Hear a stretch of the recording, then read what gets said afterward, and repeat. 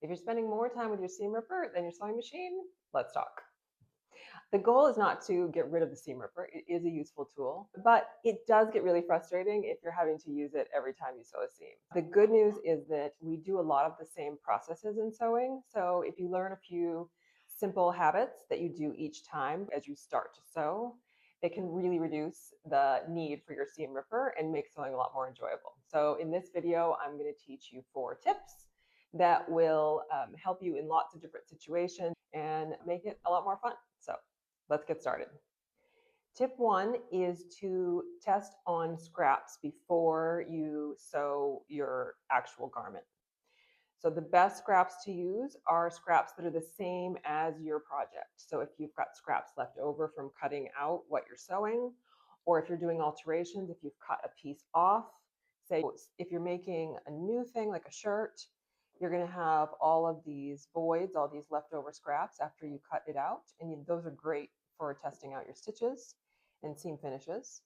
Now, if you're doing like an alteration or repair or something, say you've got a pair of pants, maybe you're hemming the pants, right? And you're going to cut something off. Well, there, now you've got a scrap that you can test out your stitches on. You can even fold it and test out the actual hem if you want to. Or maybe you've even got like a dress or a skirt and you're hemming and you're cutting off a few inches. Um, Again, this is a great scrap. You always want to keep these scraps because these are great for testing on. And this one, you can, like, if you're not used to doing a lot of alterations on this kind of thing, it's really good to test out not just a few stitches, but that whole hem. Like maybe it's a double rolled hem or something. Obviously, you need one that's not doll size. But you don't want to test that on the inside of this curve. You wouldn't want to roll the inside of the curve. You'd want to cut off the existing hem and then use this, that you want to use that outward curve just like it's already been done. So that is a great way to really test out your stitches before you start your project.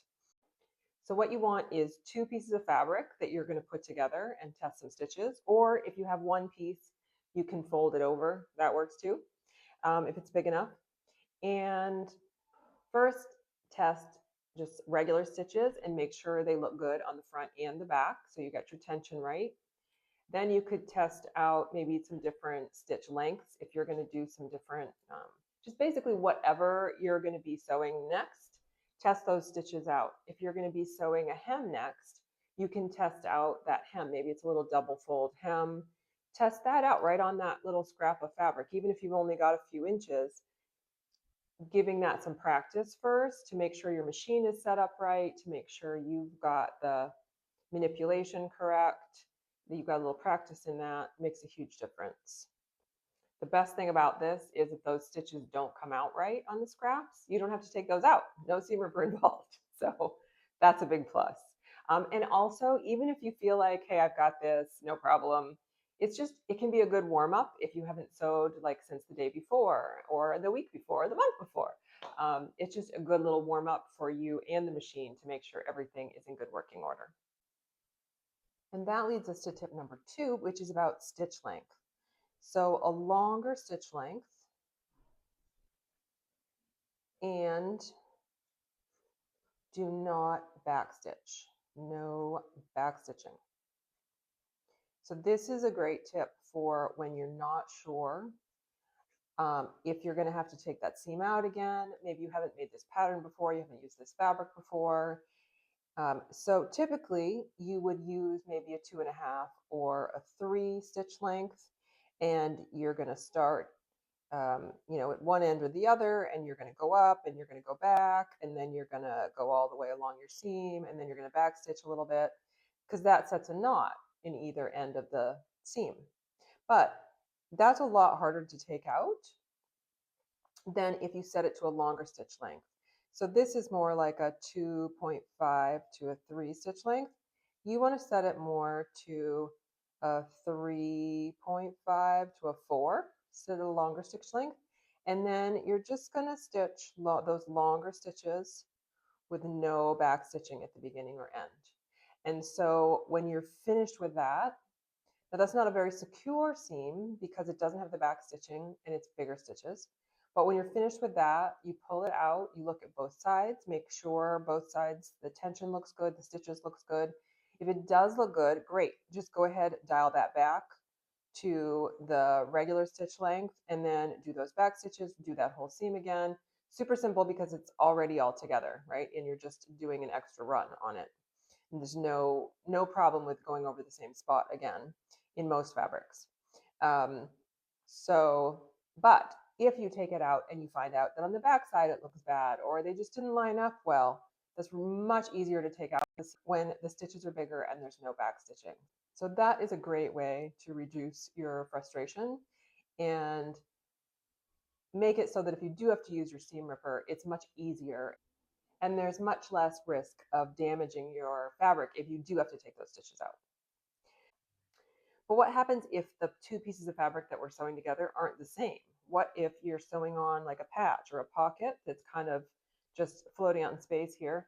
Or maybe you're putting a sleeve into an armhole and you've got two different shapes.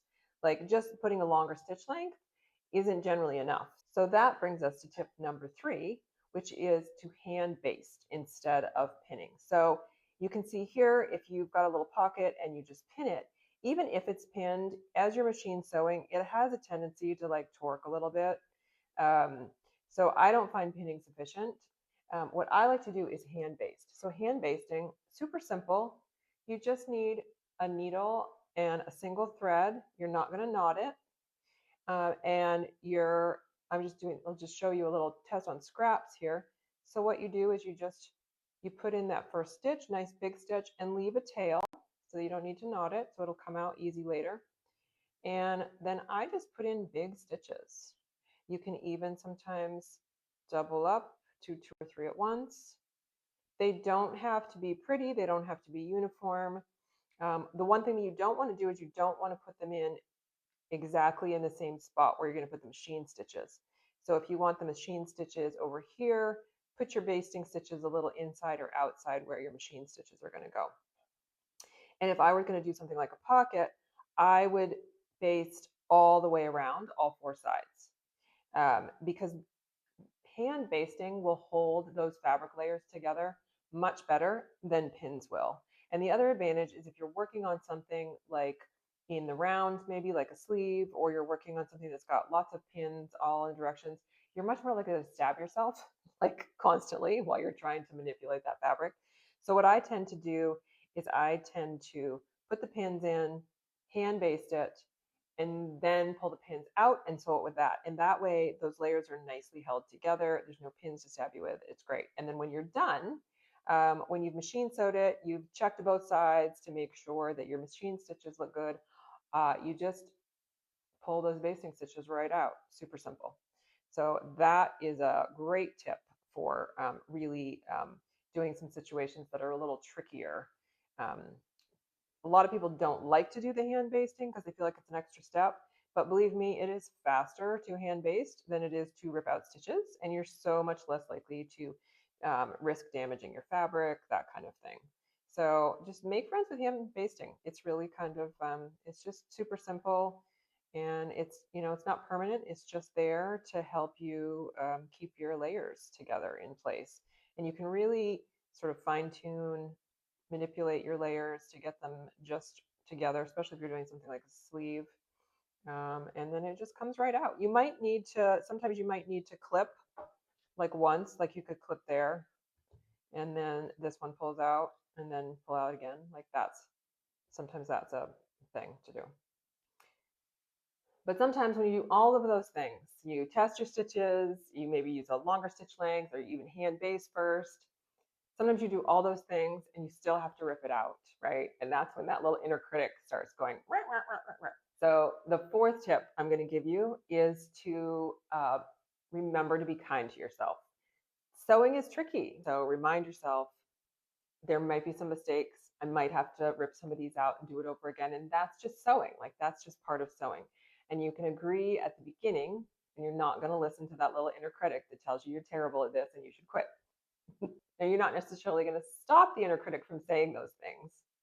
But what you can do is you can say, nope, we talked about this like I know, like, this didn't come out right. It's fine. It's just part of sewing.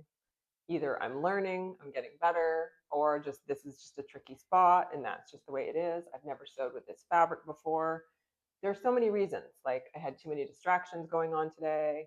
I can't listen to podcasts while I sew most of the time because inevitably I'll sew on the left sleeve to the right or something like that.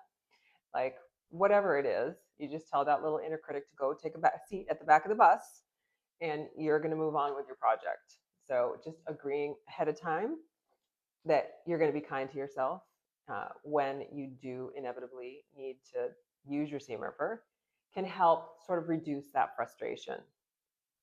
If this helped you, go ahead and subscribe. I'll be here sharing tips to help you build your skills and learn to be your own seamstress without the overwhelm. And let me know in the comments which of these tips you're going to try first, or if you're going to try all of them. All right, see you in the next video.